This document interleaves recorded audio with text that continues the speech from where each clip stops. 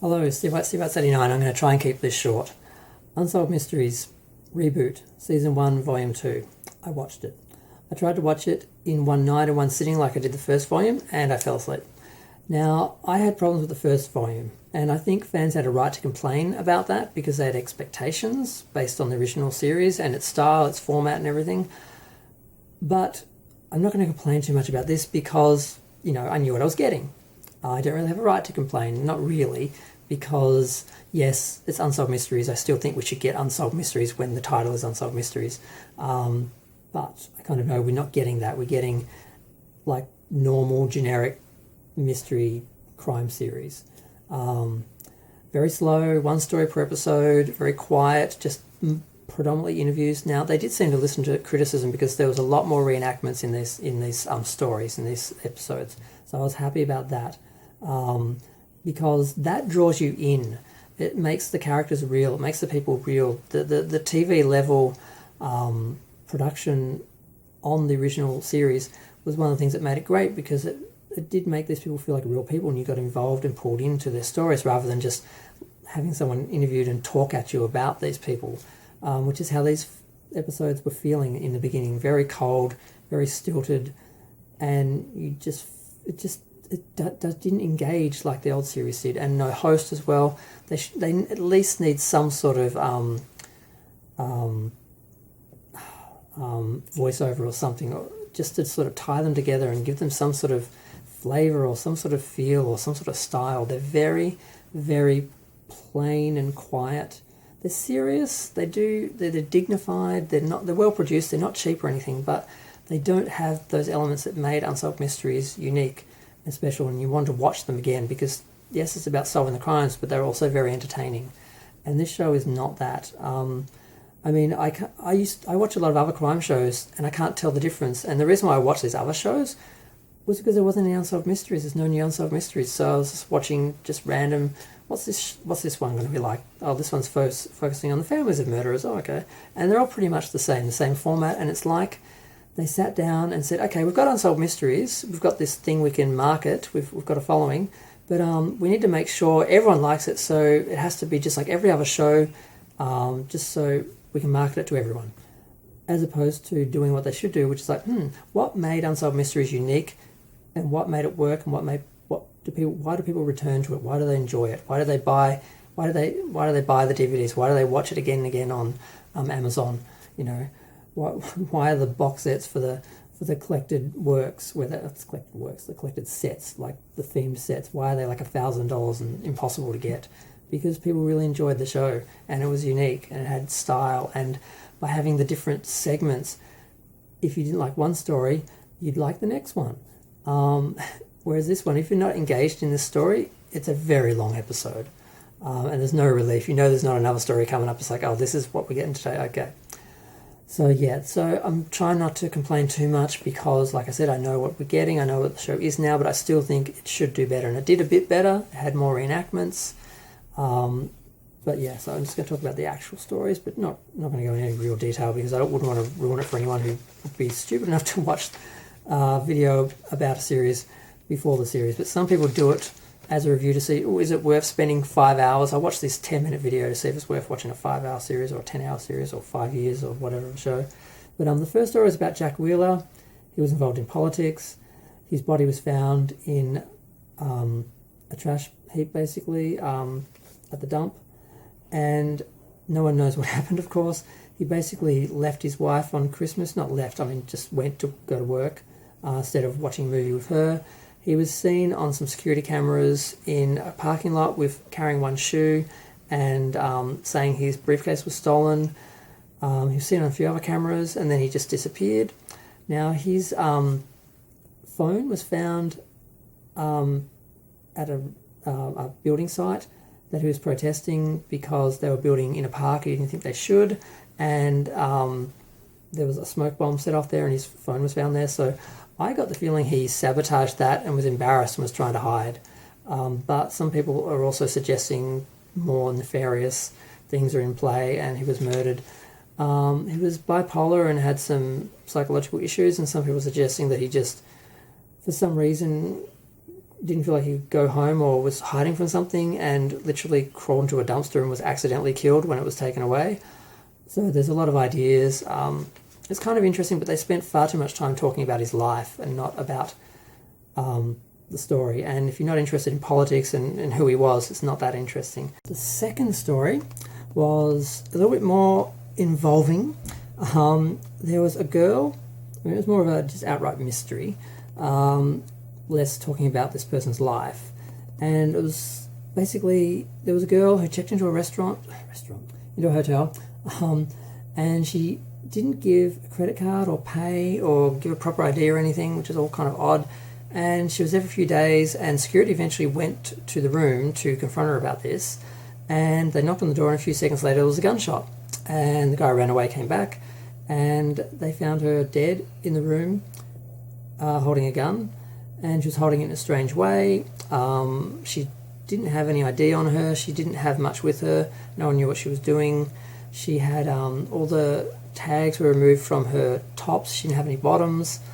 The room was locked from the inside. It's all very strange. Some people were thinking that it was a murder. Other people were thinking it was suicide. She did apparently check in with a man who also gave a false ID, and they never saw him again. So it's all very weird and interesting. They exhumed the body but didn't actually get any solutions or answers or anything. So it was interesting. Yeah, still, they spent a bit of time with the reenactments, but it was still pretty quiet and slow.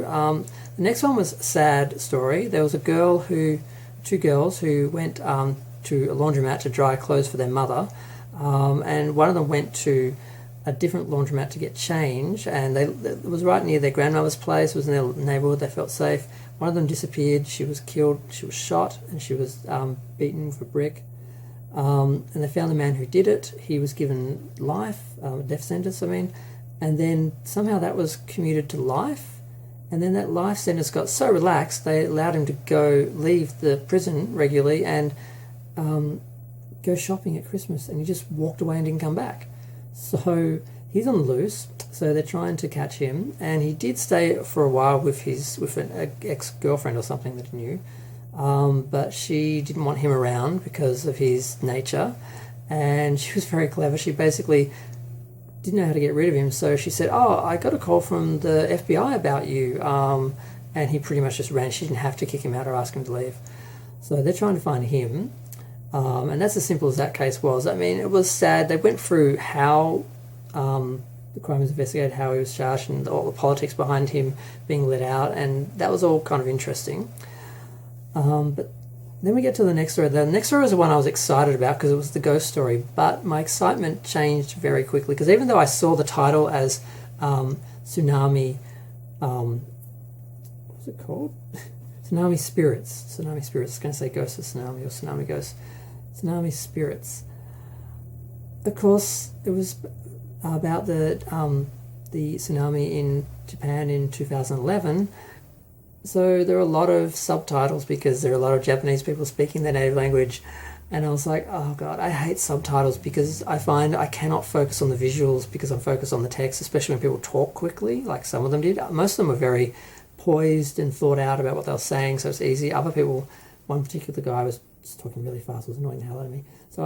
So the best episode, the one I was waiting for the most, was kind of ruined by the subtitles, but the story itself was interesting. They went through the natural disaster and what happened, and then they pointed out that after the 15,000 people died and 2,000 went missing, there was a lot of supernatural experiences that were happening and being reported afterwards, which is interesting.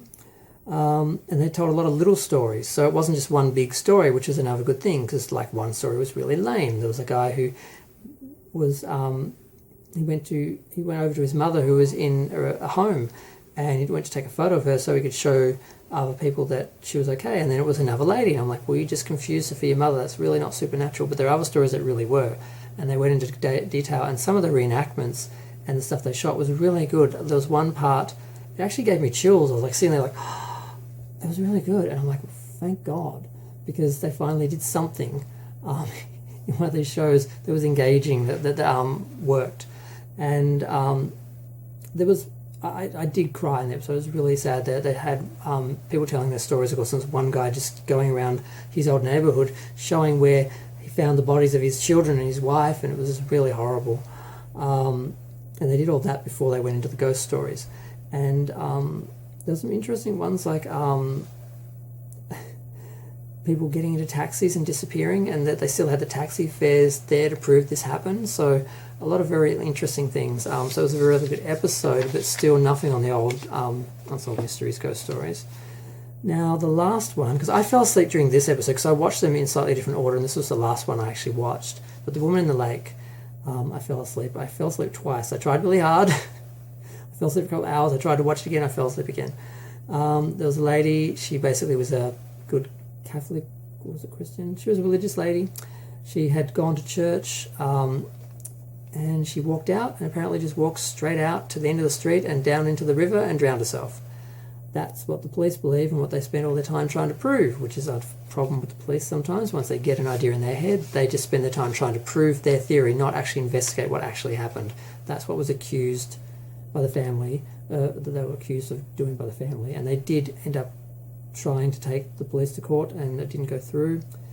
But there was some strangeness, like the area of water she walked into in her high heels, which would have been very difficult for her to do, was very low. They should have been able to find the body when they were searching for it. Her car was nearby. It didn't appear that she'd gone anywhere. She just left the car and walked in. It's just, her body managed to travel 35 kilometres away to somewhere else, and she had some bruising, and there's a lot of little odd things. Her bag was torn. Her new bag was torn. She had an estranged husband, so maybe he did something. There was an inheritance issue where half the family was split because half got money or something. It wasn't distributed like it was supposed to be. So there was a lot of iffy things that could have been reasons for her to kill herself or reasons for her to be killed by other people. So it was interesting.